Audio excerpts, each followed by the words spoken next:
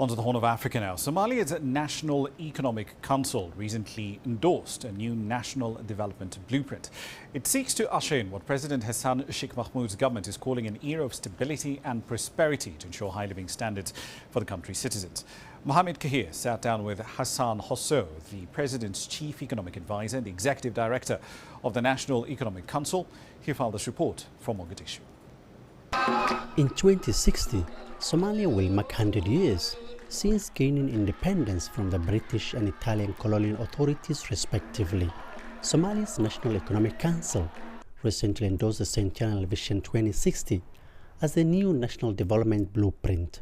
It will anchor the country's future development plans. Hassan Adam Hosso is the Executive Director of Somalia's National Economic Council. He also serves as President Hassan Sheikh Mohamud's Chief Economic Advisor.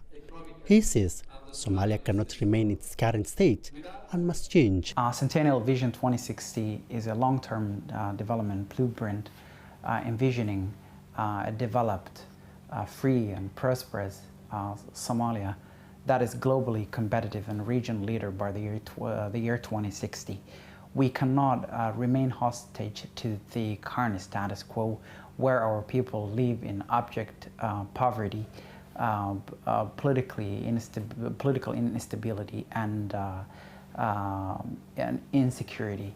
So we want our people to move from the current status quo into an era where they enjoy the life they deserve. Authorities say Vision 2060 is a significant step forward for Somalia's development strategy and serves as proof of the government's commitment to a long-term plan. As part of the development of this vision, we'll be engaging in extensive consultations with the federal member states and the private sector and all walks of life. However, we have now a number of core pillars and core principles. The core principles to start with are to articulate the core national values of this country. Second is provide homegrown solutions to our ills and problems. And third is a shared commitment to the implementation and the development of this vision.